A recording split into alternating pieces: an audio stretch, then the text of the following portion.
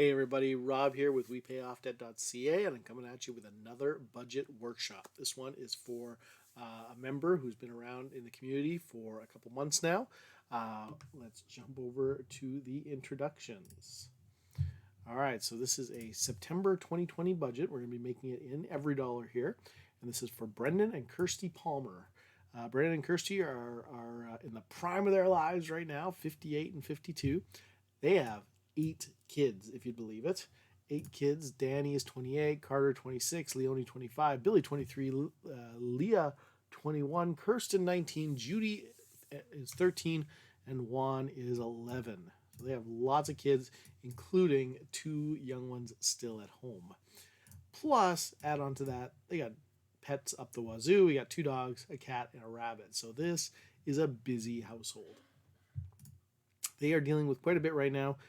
Dealing with one of the biggest issues they came to me with was this idea of struggling with the bi-weekly pay issue. And a lot of people seem to struggle with this, and my feeling is it's never really the issue, and we'll see why as we go through this. They can't spend budgeted money because the money hasn't come in the account yet. And that's one frustration they're running into. What they need is a buffer zone, and we'll talk about that as we go. They got $7,000 from an inheritance, and they want to throw that at debt, so they are in debt. But they're scared because they already have trouble having money when they need it, and so they're not sure about doing that. And that's absolutely the right thing. I would never throw this at the debt without feeling like you actually have a plan and you actually have control of your money, because you might just get in trouble. And the worst case scenario is you end up feeling like you have to resort back to debt. So never do that. And of course, the feeling that they can never retire, or early 50s and late 50s. Retirement is around the corner. It's something you want to start looking at. So we'll definitely talk about that as we go as well. Okay, let's start with the good side, the income. Okay, the most fun part about this whole thing.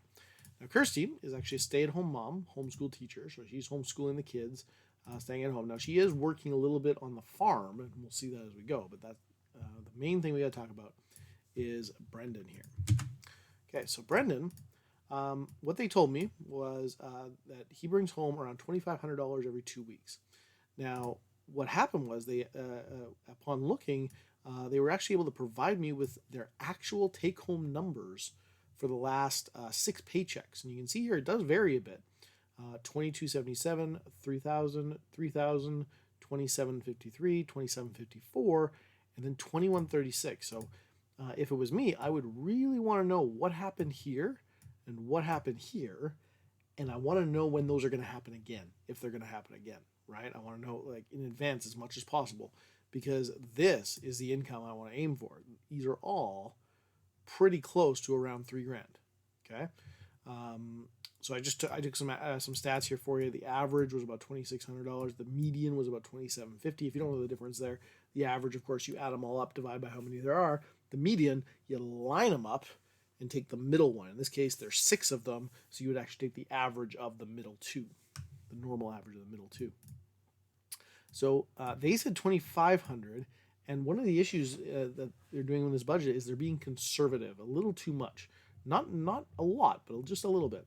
And so I'm going to actually aim a little closer to what I think is reality, is $2,800. And that actually worked out pretty good.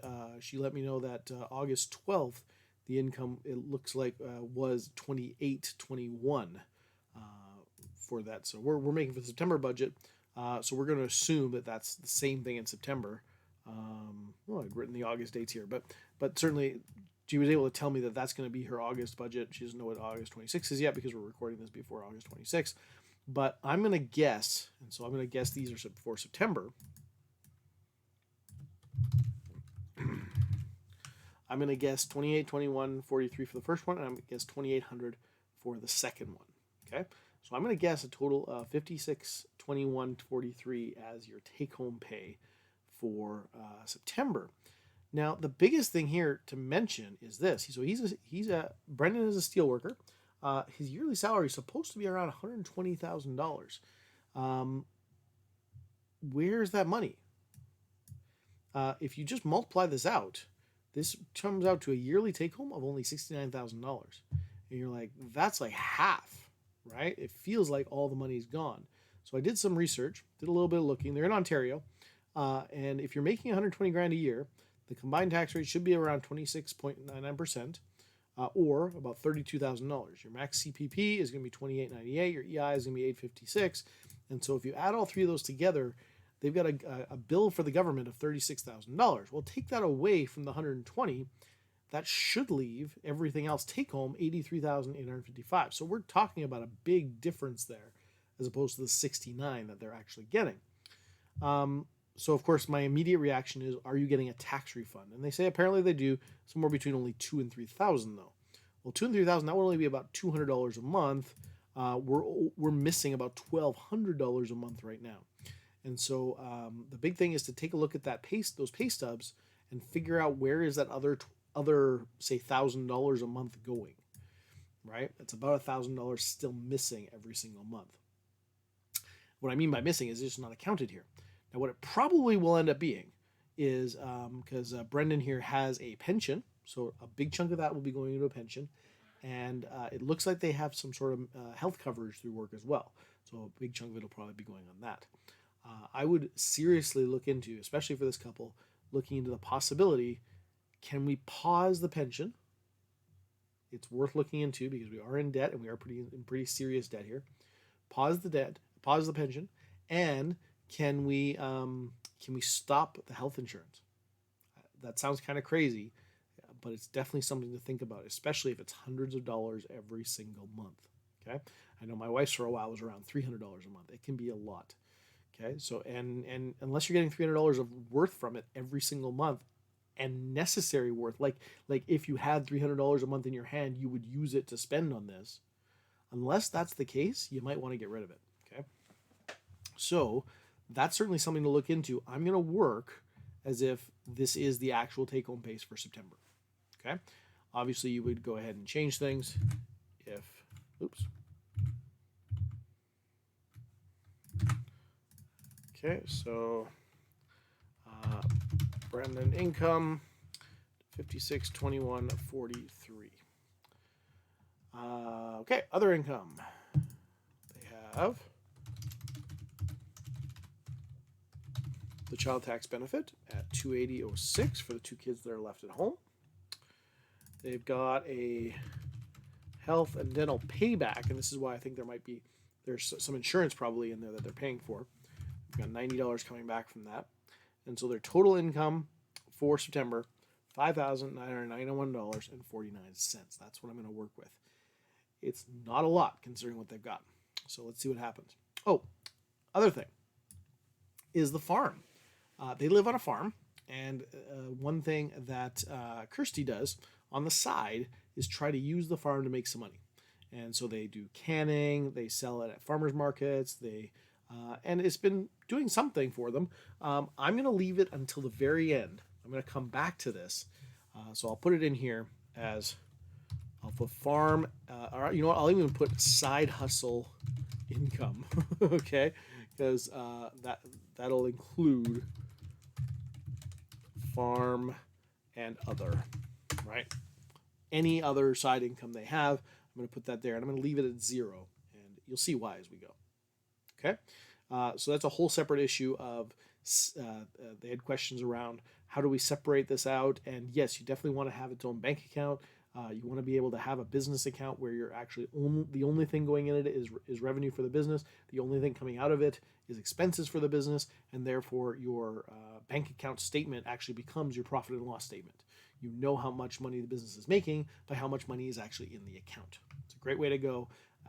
And then as well, it makes it very, very clean. It takes it completely out of your home budget until you bring stuff home, until you actually pay yourself. And so what you do then is you then take money out of the business and you transfer it over to your main account. And when you do that, you need to set aside some for taxes. So if you're going to you're going to pay yourself, say $1,000, you want to withhold on yourself, let's say around 25%, so about $250. So you would take that $1,000 out of the business account, transfer it over to your main account, and take $250 of it and put it in a whole separate place to store and save for the tax man.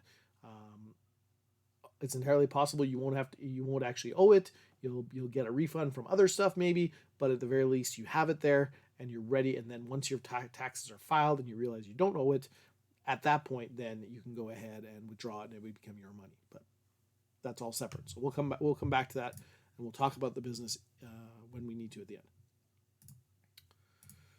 end. All right. Most important thing is food, and I throw pet food in there. I think pets are pretty important. They're part of the family. So I'm going to deal with food first, and so the groceries. Oops. Groceries I'm going to put at $5.20 a month. We have pet food at $86 a month. We have Brendan's coffee. I'm not getting rid of Brendan's coffee. I am a coffee drinker myself. I understand how important that is. So we're going to leave that there unless we absolutely need to cut it.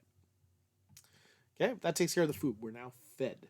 Most important thing, the family is staying alive. And by the way, I'll say $520 a month for a family of 4 at home. That's pretty good. That's pretty good. These guys are not messing around. Next up. First and foremost, they've got some giving, which is great.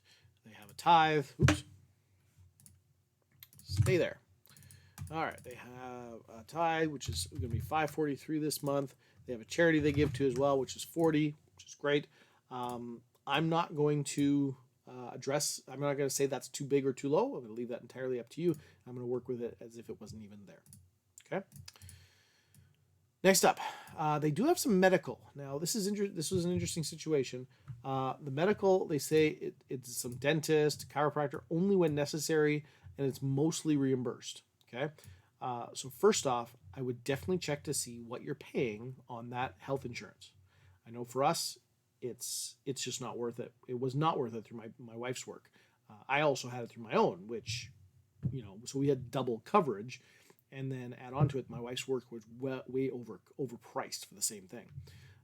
So we actually couldn't get out of it. I would definitely encourage you to look at what you're spending, look at what you're getting for that, and ask the question: is it worth keeping? Because in Canada, we have the blessing of universal health care, where in the sense that all the most critical stuff, a lot of it's covered. A lot of it's not. There is a lot of stuff that's not, and certainly prescriptions are not, and things like that, right? So there are definitely expenses that are associated with it. But if, for instance, all you're doing is you're spending $83 on a random chiropractic visit, and if you're paying $200 or $300 a month for this, probably not worth it, right? So definitely look into that and ask the question. Am I going to put that in? I'm gonna leave that out for now. I think I am. If it's an absolute necessity, okay. But what you're going to see is this budget is very, very tight. So I'm going to leave it out for now. Let's go on to the utilities. So emergency fund. Oh, I'll come back to that in a bit. Housing. So first up is electricity. Now they put $250 a month in the budget. July's was $230.86. Now apparently this is based on usage. I'm going to put in what July's was, down to the penny. Okay. If it ends up being worse, okay. They don't have a water bill because they live on well water. They don't have any natural gas. They don't have cable, actually, which is pretty impressive. They don't have a trash cost. They do have internet. And internet as well depends on usage. They've got a budget of $75. In August, it was $72.26. In July, it was $66.61. I'm going to work on the assumption that August was pretty high, and I'm going to put August's at what it is for September. Okay. After internet, we have the cell phones through Kudo, $134.54. And then we've got this heating oil issue. So what this is that coming into now the fall, the way it works on the farm is they actually buy a significant amount of heating oil. They need to save up to have money to buy heating fuel in the winter. Filling the tank costs about $1,100. They usually fill it in September, and then again 2 to 3 times per winter. Okay, so this is a big expense. Now the way to do this is honestly come down here. The way to do this is you need $3,300 over the from the last time you fill up until that time next year. And so what I want to see is them starting to take $3,300 every single month, or every single month putting aside 3,300 divided by 12 into an account to save up for this. This needs to be a regular monthly expense that they're putting away in savings. So $275 a month is the goal. Now, at this point, they've actually got, before September, saved about $500, but they need to get $1,100. So they need $600 for this month. They need another $600 for it this month. What I'm going to do, though, is I'm going to run this budget for now with this, pretending like it's $275 this month. And you'll see why when we get a little farther, okay? These guys have a lot of debt, and there's going to be some definitely hard decisions to make. So let's put it in here. Heating oil at $275 a month. Okay? So I'm going to leave the heating oil for there for now. The issue is we're actually going to be quite a bit short. $500 already saved plus $275. They're not going to have enough for the $1,100. So we'll deal with that in a little bit, and I'll show you how we're going to deal with that. All right, housing. So that covers the utilities. Next up is their mortgage and rent, which is actually a minimum payment on a business loan. They don't actually have a mortgage. They have a business loan, which is what bought the farm. It's hundreds of thousands of dollars, so it's exactly the same as a mortgage. So I'm going to call that a mortgage, and we'll put that in there, $1,251.60. On that as well, they have home insurance, and this was really big, I thought, but it is a farm, so it seems to be right. They spend $260.77 every single month on their home insurance. That hurts. Next up, property taxes. Now, their property taxes, they don't pay them monthly. They actually save them up. And they've got strange due dates and strange amounts. So there's $565 due in September. There's another amount in November that's due, and the amount is slightly different. Right now, they have saved $480. Again, I'm going to follow the same rule that I did above. I'm going to pretend like that's not an issue right now, and I'm going to come back to that, and you'll see why. So they need $85 right now, but what I'm going to do is going forward, they need to say if whatever their property taxes is, let's say it's around $1,500, which is probably not too far off from what it is. I would, again, use the exact number, whatever that exact number is, but then take that number and divide by 12. And that number now goes into their budget every single month, starting on the month where the last payment is due, right? So with the number I use, it's $125 a month. I don't think that's exactly right, but I know that's close. So I'm going to put that there for now. And again, I'll come back to this as to why in a second. But what I want to point out now is just the numbers where we're at this point. They've got a about a $6,000 take home this month, and we've spent $2,350 on housing. We spent about 40% of our money on expenses related to housing. Now, that's housing and utilities. So I normally don't put utilities in with housing when I talk and Dave doesn't do that either. Dave Ramsey doesn't do that either with the 25% rule he uses for your housing. He talks about using mortgage, home insurance, and property taxes. Take those three things together, and it shouldn't be more than 25% of your income, which I don't think it is. 12, maybe let's throw a calculator on that real quick. 1251.60, 260.77, and 125. That's 1637. If you times 4 on that, okay, so it's a little over. So we're probably about 26, 27%, maybe 28% of a $59.91 income. Yeah. All right.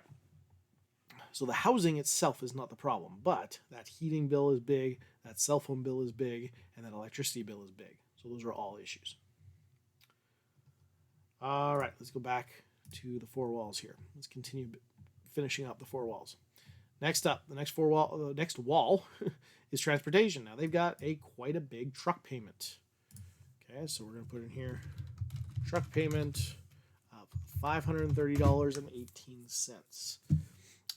The gas on that, now they told me a guess of $4.50, And then they sent me these numbers for June, July, May, June, July. Now this, first off, this is awesome. This couple is really tracking their numbers. They actually have some really good numbers as to what their budget is. That's awesome. Okay. But of course, when you look at that, you see, oh, we're nowhere near 450. So I'm actually going to throw out there 535. It actually makes sense. They live rural. They drive 160 kilometers round trip for work and for groceries. I mean, it's a big deal. So I'm going to put 535 in there. I think that's probably realistic. If they can get it down cheaper, obviously, all the better. Won't put any maintenance in there right now. And insurance, 9041, which is some pretty low insurance, which is good. Now they are in desperate need for clothing.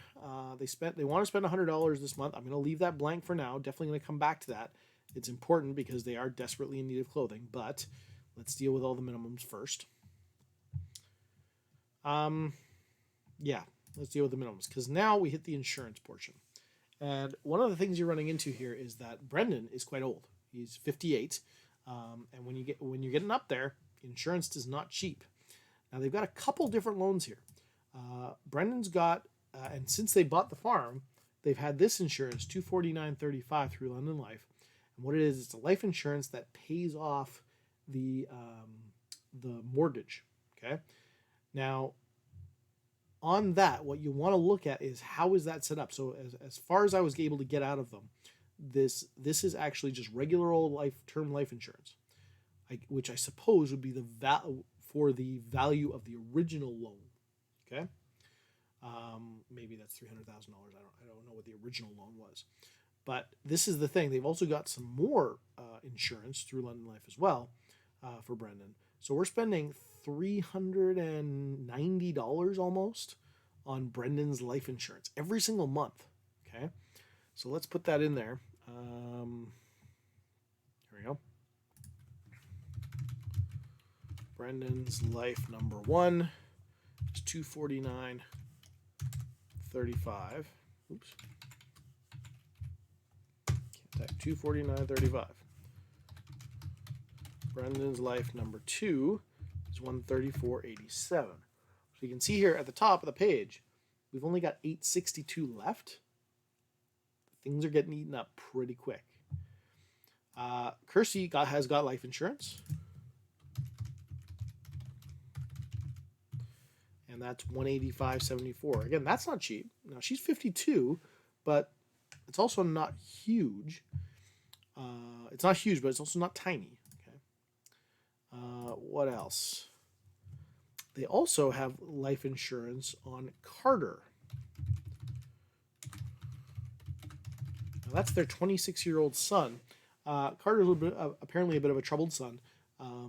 They had a childhood life insurance policy on him, and when he turned 25, it was guaranteed issue with no medical, and so they decided to keep it because, they're a little worried about him.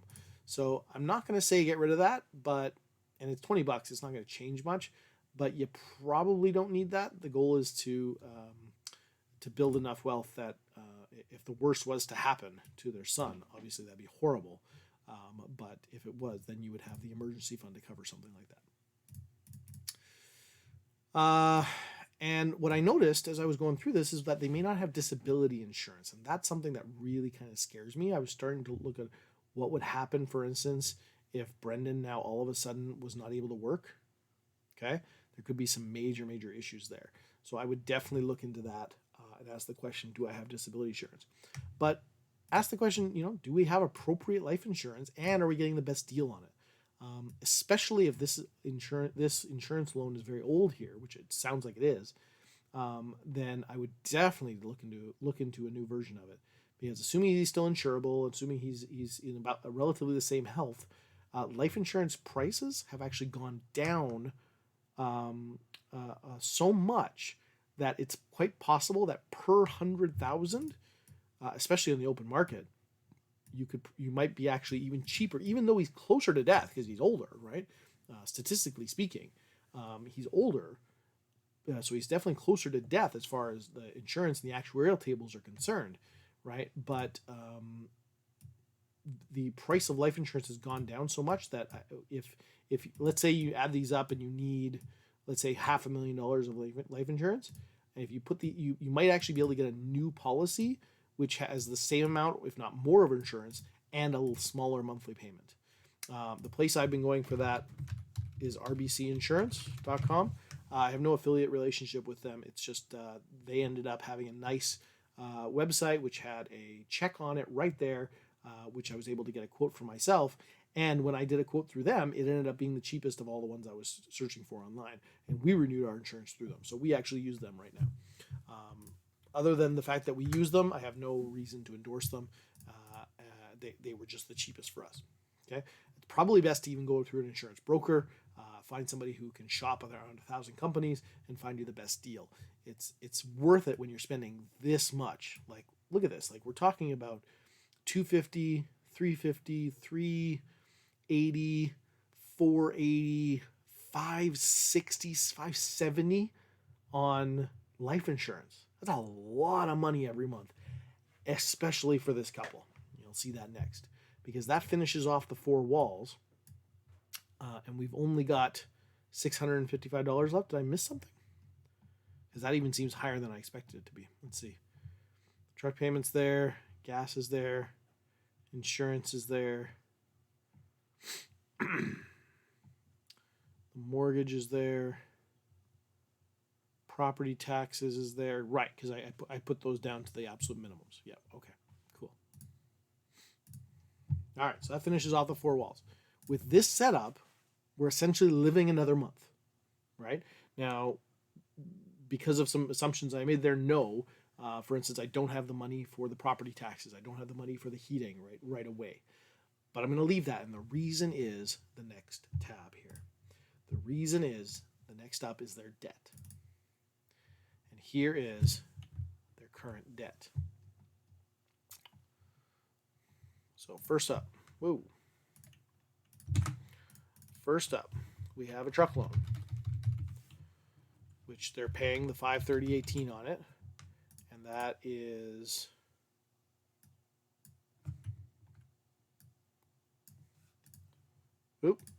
right, because I'm not in September yet. They won't let me modify that, but $530.18 they're already paying on it. I'll put that elsewhere. But their balance there is $2,000. They've got an RBC Visa, his and hers Visa. The minimum on that is $187. The Scotia Visa is $235.09. The RBC Visa, his is $232. These are just minimums I'm putting in, and you see what's happened now. I've already only got $1 left. So this couple does not have enough money to meet their minimum payments this month. Okay. So let's put in here a TD line of credit. The minimum there, $443.36. And then the Scotia line of credit, $111.46.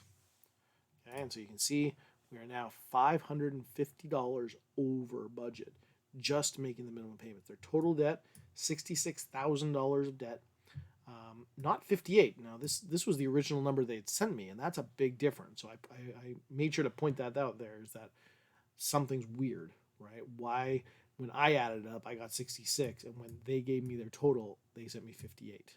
So something's might be off there, but yeah, so I would definitely look into what that is. Their total minimum payments are $1,739.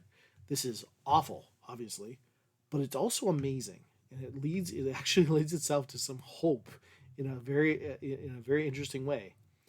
When this couple pays off their debt, they're gonna get immediately get a $1,700 a month raise. That's huge.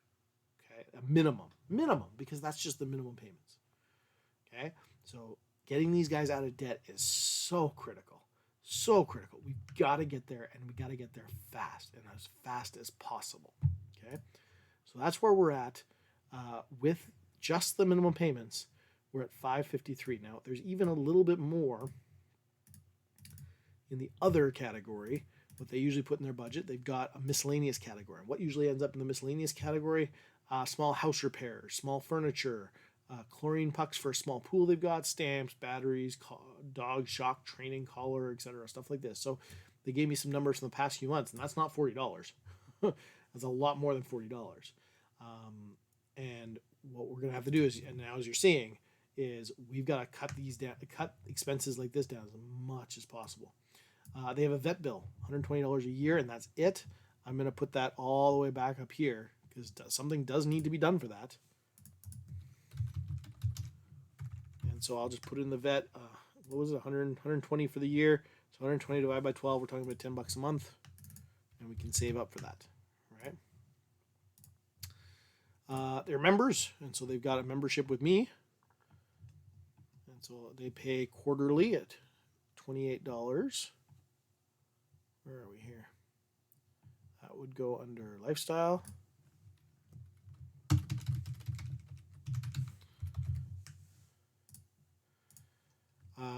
Their bank service charges, $15. $15.95, was that what it was? Yep. No other subscriptions. They don't have Netflix. They don't have cable. Like, these guys have already cut down quite a bit. Of course, September, they have school expenses maybe, right? So that's definitely going to be there. $50. And now we get down to this. They are not currently investing, right? Which is good. They're not trying to save any money right now, and they shouldn't be. Although, again, Brendan is putting into his pension. So I would definitely consider looking into the possibility of stopping that temporarily, just temporarily. Because if that's $800 a month, right, think about the massive amount of impact that something like that can have in this situation. Okay, their main account's got $61 in it. They've got an emergency fund of $2,000. So a little bit higher than the normally recommended $1,000. But then they've got this. They received an inheritance of $7,000. Okay?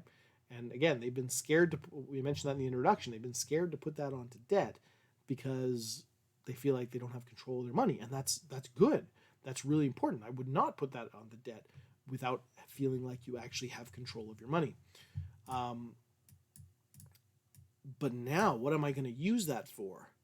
I'm going to use that to, as much as possible, bring them square. Because they've got a couple things that are really, really important here. Okay? So that's $7,000. Where am I going to put it? I'm first going to put it in the absolute essential things that need to be done. Where'd it go? It's just behind there. Okay?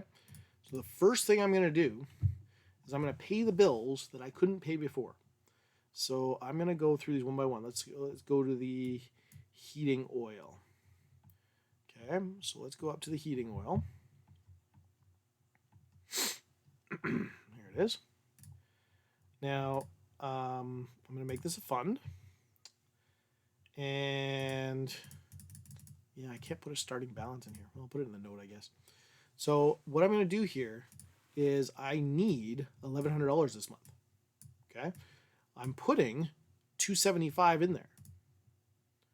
So what I'm going to do is I'm going to take the $1,100 I need, subtract out the $275 I'm doing every month.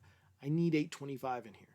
So I'm going to put $825 from the inheritance is going to go this month in here. Now, when September starts, you would fill that in here, starting balance, because that's the spot.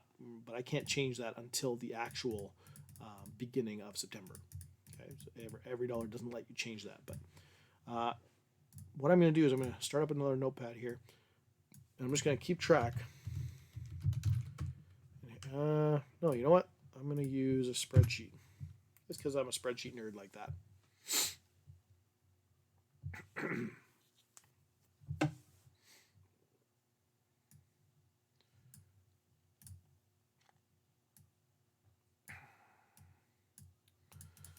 All right, so we start. Oops. Come on.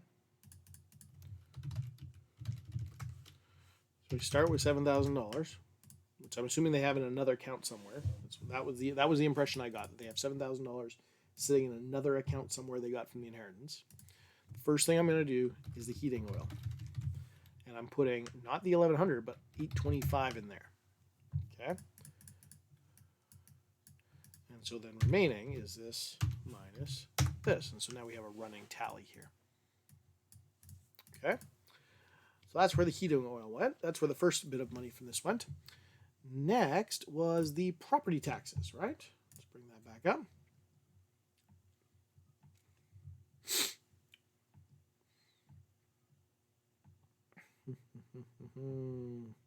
Property taxes, there we go. They actually owe $565 immediately. Okay, now I'm paying $125. So again, let's do the same subtraction we did before. $565.07 minus the $125 I'm actually paying. I'm going to put $440.07 in this fund. And of course, you would make this a fund. Okay.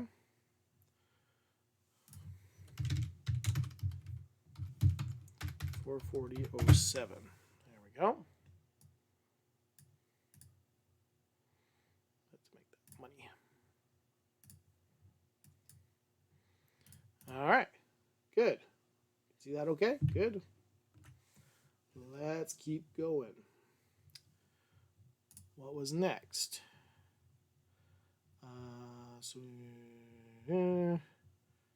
Good. All right. Next up is the truck. Now, here's the thing. If we can get rid of that payment, this will free up $530 this month. And that's looking pretty important. And considering, when I bring up the debt, their current debt, it's actually their lowest debt, which is perfect. That's directly in line with the baby steps. You would throw as much money as you can onto the truck, and that gets rid of that minimum payment, which is going to be huge this month. So that's the next place I'm going to throw some of this money, is to finish paying off the truck this month. Okay? The great thing about that, again, is we now have no more truck payment, which is huge. $127 still over budget, but way closer to zero than we were before. Okay? That takes that down. Now, what's left? Where are we here? What's left? Let's go back to the introduction for a second. The biggest issue these guys have is dealing with the biweekly pay issue, they think, but this is the biggest issue. They can't spend the budgeted money yet because the money hasn't come in for the month yet. This is what I'm going to use the rest of the money for, and the extra $1,000 they have in their emergency fund. They have a $2,000 emergency fund, right? I'm going to take $1,000 of that, and I'm going to put it separate in its own account as an emergency fund. Okay? So their emergency fund is just going to be $1,000. But then they're going to have separate a buffer zone. And what the buffer zone is it's going to be a dollar amount that is going to be in the account at the beginning of the month. And then, let me just see the video here. I can make sure you can see my hands. So it's going to be a dollar amount that's going to be in the account at the beginning of the month. And then you're going to spend that money. And it's going to go down. It's going to go down, down, down, down, down. And then you're going to get paid. And then you're going to spend down, down, down, down, down, down, and you're going to get paid. You're going down, down, down, down. And the place you started and the place you end need to be identical. And the reason they need to be identical is because you're budgeting every dollar and you're making sure the budget balances. And so every dollar that comes in between is spent, and you end up exactly where you started with the buffer zone still there. This is a really important piece. You need something in the account to be there in between checks, in between the beginning of the month and your first check, for instance, right? Or even if your first check's low, then what happens for the rest of the, for the next 2 weeks before your next check comes, right? So there's a lot of needs for a buffer zone. And so for these guys, especially since they wanted the $2,000 emergency fund, and they're feeling a little fearful about that, that's where I'm going to put this. I'm going to put $3407.55 and $1,000 from the buffer zone. So that's $4407.55 That's going to be their magic number of how much needs to be in their account at the beginning of the month and the end of the month. Okay? And if we do that, what does that look like? Well, the problem is we're still over budget. That's the problem. We're still over budget. We're not, and we spent nothing on any kind of fun, right? This is pretty much scorched earth, right? I would definitely look into cutting things. I would definitely look into lowering your cell phone bills. Maybe you get rid of a data plan. If the kids have one, for instance, maybe you get rid of that data plan. That's an option. But there's not a whole lot else to look. Your home insurance, that might be worth shopping because that's a lot of money. Like for in comparison, our personal home insurance is certainly sub $100 a month. Now this is a farm, right? So there's a lot more things that can go wrong, and it wouldn't shock me if it's substantially higher. But it's definitely worth shopping around a little bit.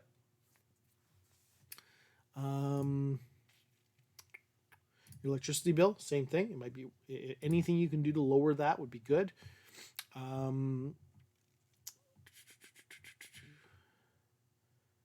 Right. So, but after that, there's not a whole lot more excess. Like certainly drive less as much as you can, right? Get better deals on gas if you can, right? But your insurance is cheap. I mean, there's very little that we can cut here. Okay. And there's insurance is probably the biggest thing. So out of all the things you can cut, insurance is probably the biggest thing. So I would definitely take some time and explore, exactly how much life insurance you need, and then find a broker who can get you the best deal on that and see if it's better than what you've got. Okay, so I would definitely look into that. All that said, the only thing left is income, and so we're back to this side hustle income. And the greatest thing about doing it this way is now we've come back to this. Now we've got a clear focus. I need at least $130 profit this month from the business. I need at least $130 this month from the business. Okay? And that will keep the house going. That will certainly keep the house going. That's not really fun, not really sustainable, and not really motivating either. Because what we've done here is let's see what we're doing here. So our debt, what are you putting on debt right now? 187, 235.09, 232, 443.36, and 111.46. That is $1,200 as opposed to the $1,700 because we took out the car loan already. But $1,200 this month on their debt. How long till they're out of debt? Well, their total debt, let me bring that up again, is $66,968, and that's without the house. Okay, now I've gotten rid of some of that already. 66,968.29. Let's take away the truck loan I paid off, 23,27.38. They've still got $64,000 in debt, and they're only paying $1,200 a month right now. And so, how long until they're out? Just ignoring interest, we've got 53 months. That's too long. That's too long. 12, 24. How many years is that? We're talking about 4.5 years. 4 times 12 is 48. Yeah. That's 4.5 years to get out of debt. And that's just getting out of debt. That's trying to survive with an emergency fund of $1,000 for 4.5 years. Oh, yeah. And then at that point, Brendan is 62 going on 63. And then we're starting emergency fund and retirement. Like, certainly if you're there, okay, but can we not do better? Right? And so this is where we start looking, okay, what do I need to do to be out of debt in, say, 24 months, 2 years? What does that look like? Well, if you've got $64,000 left, divide that by 24, and we're looking at about $2,700 a month to put on debt.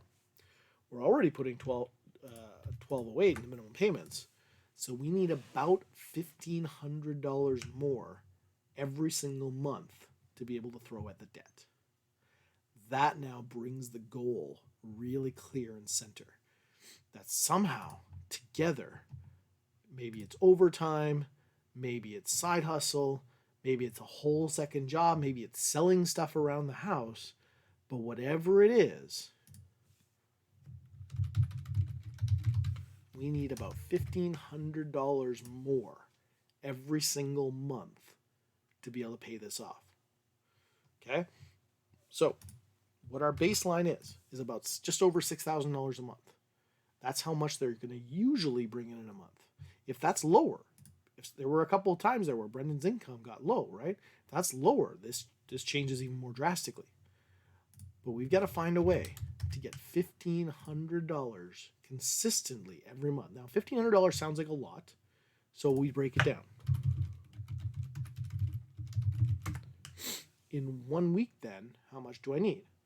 Well, 1,600 divided by 4 would be 400. So it's somewhere under $400. So around $375 a week. Week 2, extra income, $375. Week 3,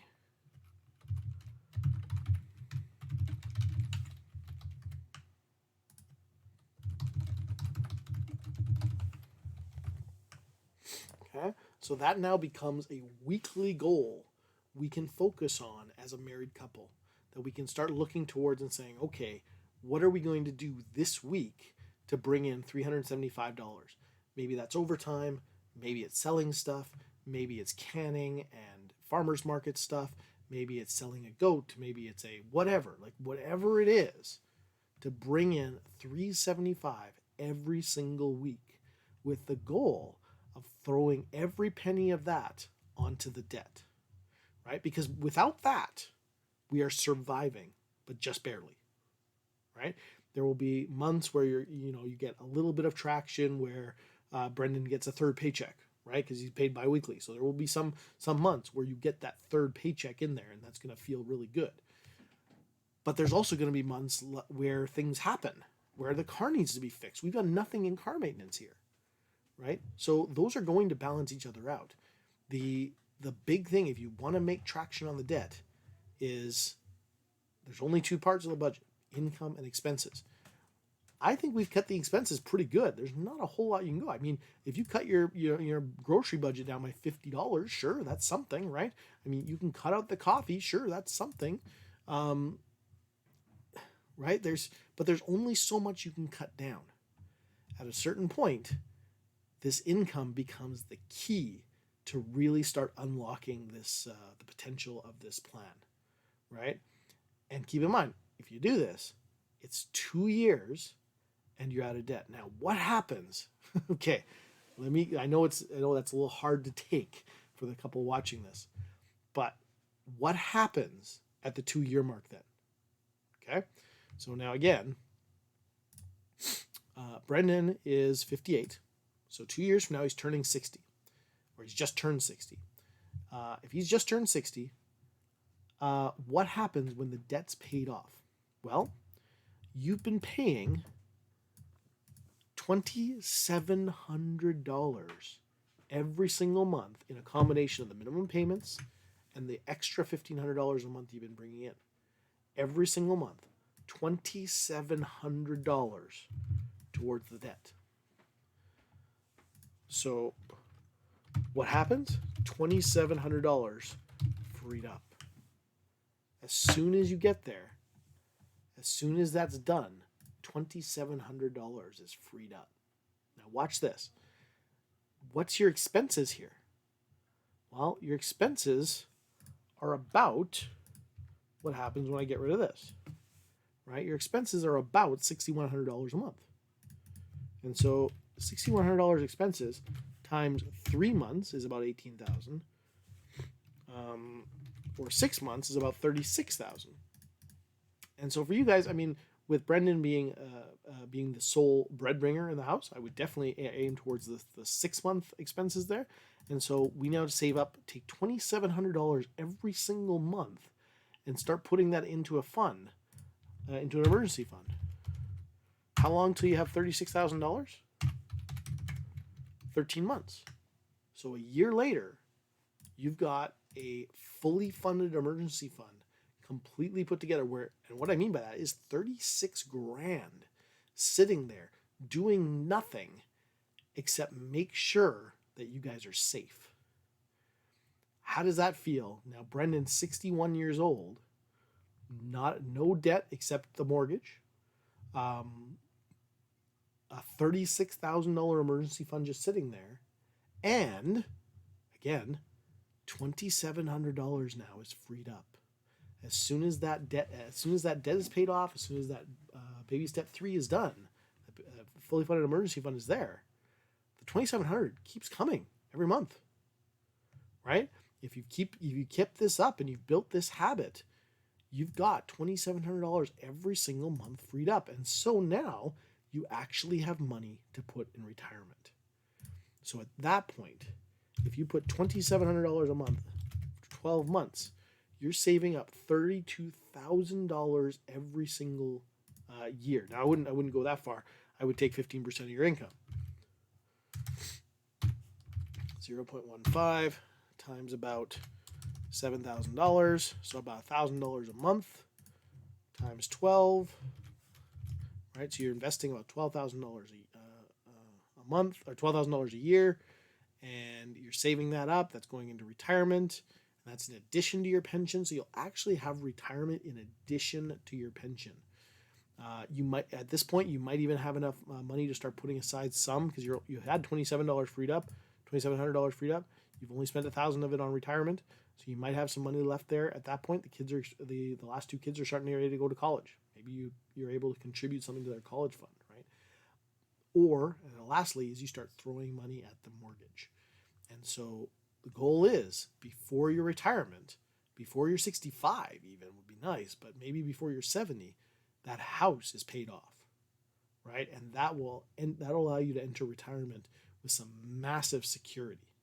That entire business loan, like the farm, will be entirely paid off. And you can feel comfort knowing that you're safe there. No one's going to come along and kick you out of your house. It's yours now. That's the goal. Okay? So I really hope that brings you some value. It's not a fun 2 to 3 years here, right, to get everything done. It's not looking like a lot of fun. It's not. But afterwards, it's looking like massive fun. And this is the thing I really push on people, is that the baby steps are not fun.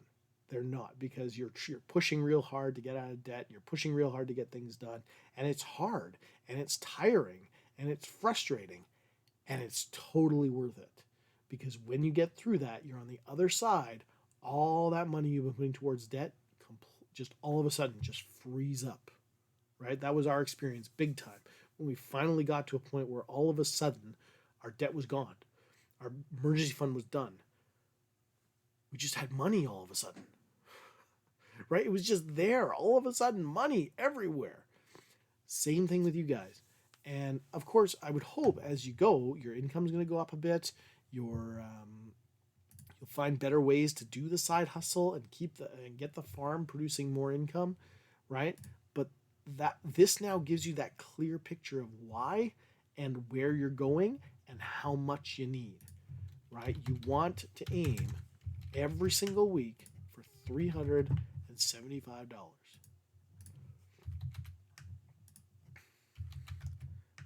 Every week, how can I make $375 this week? Okay, so again, I hope that brings you some great value. If you are watching this and you found this valuable, please let me know. Comment below. I would love to hear your comments. If you think these guys should do something different, or if you don't like my analysis, or you don't like what I've done, I'd love to hear it. You can always email me as well, rob@WePayOffDebt.ca. I would love to hear from you. Good luck to this couple. I know you guys can do this. It's going to be hard. I want to be here for you, and I want to walk with you as we do it. So good luck to you. Best of luck. You can totally do this. Have a good one. We'll talk to you again soon.